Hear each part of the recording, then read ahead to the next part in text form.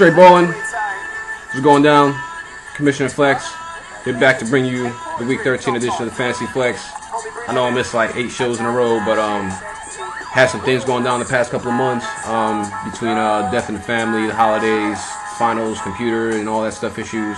But Fantasy Flex is here back for all the fantasy heads that tune in. Let's get up into it. Breaking it down into the standings like we always do. Then we'll get into last week's matchups, a preview or an actual recap of what's been going down so far since it's Wednesday. You know, it's the middle of the week.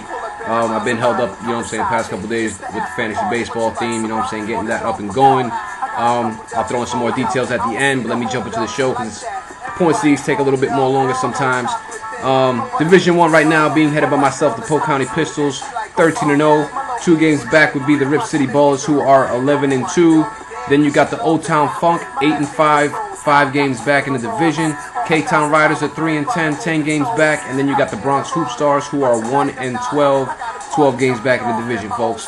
Moving on up to Division 2, that will consist of the league leader right now being split between 2 teams. So you got a tie first place between Super Megatron and the Cali Ballers. Some things may have switched up. However, breaking it down and letting everybody know as far as the show, so you know what I'm saying, you're hearing it here first if y'all trying to figure out what's going on. As far as ties that we've had ties in the past, the winners of those ties and the tiebreaker was the home team winning. I felt, and as well as a couple other owners in a couple of different leagues that I had, I made this rule change in all my leagues. Basically felt that it was BS. So the tiebreaker stat right now would be points, actual player points, not fantasy points, which it obviously wouldn't be fantasy points because you'd have a tie. But the tiebreaker, like I said, would be the point stat. Whoever has the most points takes the matchup. So that was probably why right now in Division 2 you got a two-way tie, two-way tie for first place. And it's all good, you know what I'm saying? It's making it more competitive right now. These wins are going to mean more.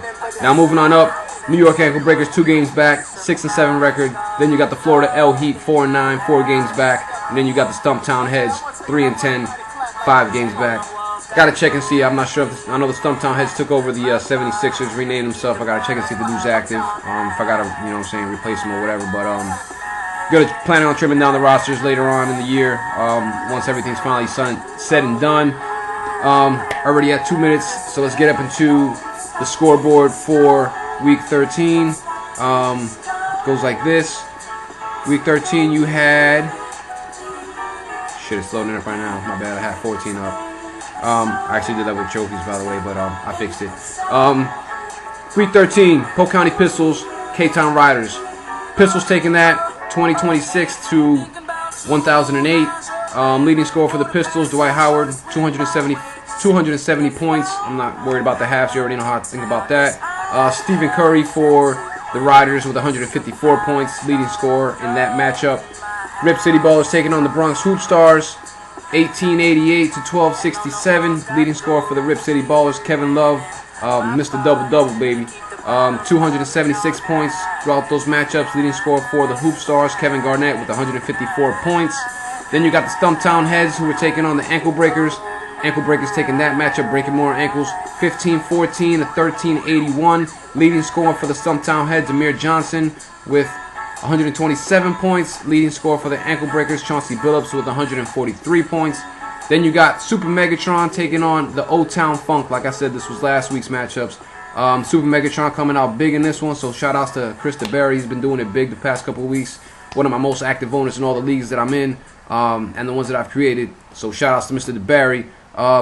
2015 to 1566. Leading score for the Super Megatrons, Andrew Bogut, the Aussie himself, with 186 points.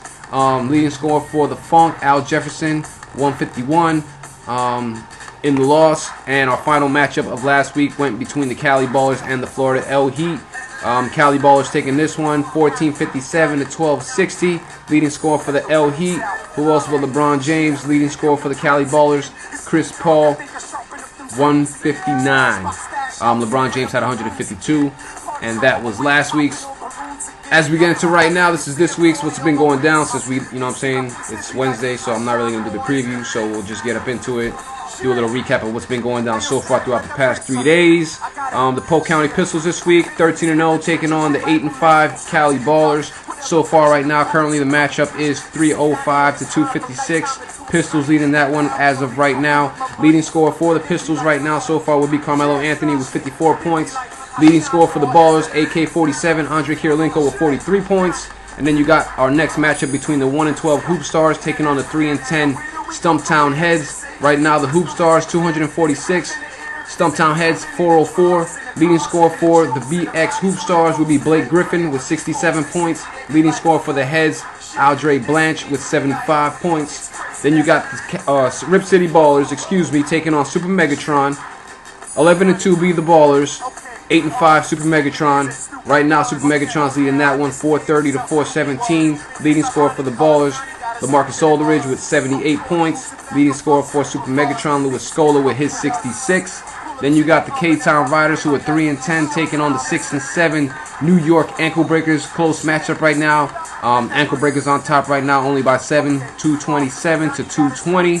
And then you got the 8-5 O-Town Funk taking on the 4-9 Florida L Heat. Right now, that's another close matchup. Being led by 33 points by the Funk, who have 338 points to the L Heat's 305 points. Leading scorer right now for the Funk, John Wall with 52 points. Leading scorer for the L Heat will be Dwayne Wade with his 53. And let's go ahead and jump into the trophies. Last week's baller, dude that put up the most fantasy points would be myself with 2,026 points. The Jordan Trophy going out to the team that had the most field goals throughout the matchups is going out to Mr. DeBarry with his 369 field goals made. So he gets the Jordan Trophy on that one. The Price Trophy for the most free throws made throughout the matchups for Week 13 with 217 going out to myself, the Polk County Pistols. The Spreewell Trophy for the most three-pointers out of all matchups with 74 three-pointers made. Also going out to myself, the Polk County Pistols. Then you got the Rodman Trophy. Obviously, you already know what that's for. Rebounds with 430 rebounds. Super Megatron taking that trophy home. Check out the trophy cases, y'all. You know what I'm saying, if you don't know. The Magic Johnson Trophy for the most assists throughout last week, going out to the Cali Ballers. 231 assists in Week 13. Just killing it with Chris Paul, baby. You know, he's just stinging them out there. The Stockton Trophy, most steals throughout last week with 68 steals, going to the O-Town Funk. So Mr. Castor doing it big in his ways. Stacking up trophies little by little. Then you got the Olajuwon Trophy for the most blocks with 55 blocks throughout last week's matchup. That's going out to the Rip City Ballers. Mr. Crook taking it out, you know what I'm saying, robbing and taking that trophy, you know what I'm saying, putting it up inside of his trophy case, trophy box. The Malone Stockton Trophy for the most double-doubles with 14 double-doubles. That's going out to myself, the Polk County Pistols. Then you got the Chamberlain Trophy going out for the most points scored throughout the matchups with 1,013 points. The Polk County Pistols taking that trophy as well. And then you got the I Killed It Trophy. That's going to myself, the Polk County Pistols, for taking out the Riders by 1,018 points. That goes hand in hand with the I Got My Ass Handed to Me trophy, which is going out to guess who? The K-Town Riders, like I was just saying, who lost to me by 1,018. If you was paying attention, you would know that. However, that was the trophies for last week. Like I said, I do want to apologize for being out there, you know what I'm saying, and not running the shows. I know y'all can see that I've been active, but didn't really have the time. And, you know what I'm saying, I did a lot of transactions over the phone, which was pretty much whack. Back to baseball, running the franchise baseball league. Anybody want to get down, let me know. Leave your email in the C-Box.